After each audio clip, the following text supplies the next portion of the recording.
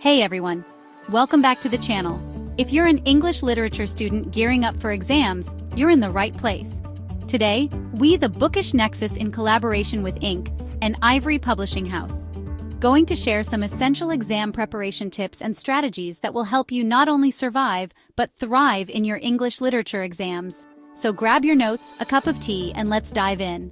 The first thing you need to do is understand the format of your exam. Is it essay-based, multiple choice, short answer?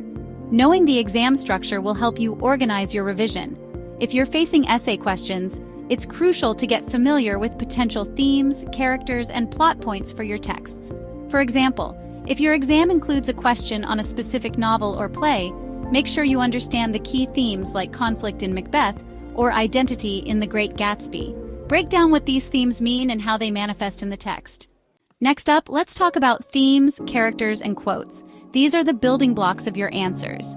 You need to know your text inside out, so let's break it down. Make a list of key themes for each text and try to connect them to specific events, characters, or quotes. For example, in Of Mice and Men, the theme of loneliness is key. How do we see this in the characters of George and Lenny? Characters are just as important.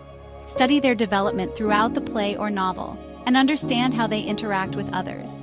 You'll need to analyze characters in relation to the themes as well. And of course, quotes. Memorize important quotes and know how to analyze them. Practice linking a quote to a theme or character trait and explain why it's significant. Let's move on to something more practical. Writing essays. The best way to prepare for essay-based exams is to practice writing essays. Don't wait for the day before the exam to attempt your first practice paper. When you're writing an essay, always structure it clearly. Introduction, body, and conclusion. Your introduction should introduce the question and give a brief overview of your argument. In the body paragraphs, each should focus on one main point, backed up with quotes and analysis. And don't forget your conclusion. Summarize your points and restate your argument in light of the evidence you've discussed. Reviewing past papers is another brilliant way to prepare. Most exam boards will have past papers available online.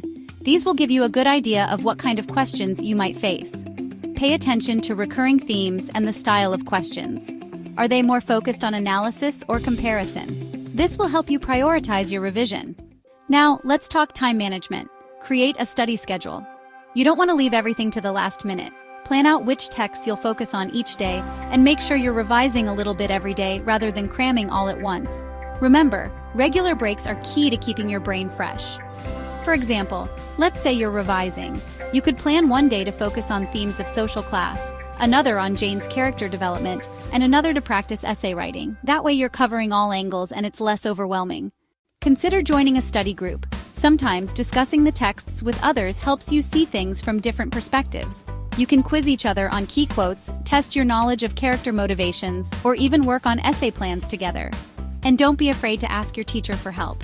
They're a goldmine of information and can provide valuable insight into how to approach the exam and what examiners are looking for.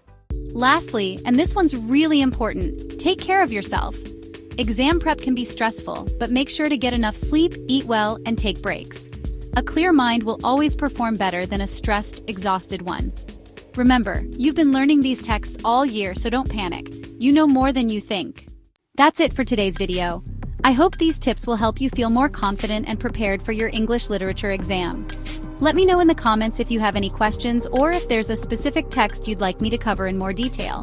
Good luck with your revision, and remember, you've got this. If you found this video helpful, don't forget to like, subscribe, and hit the bell for more study tips. Until next time, happy studying.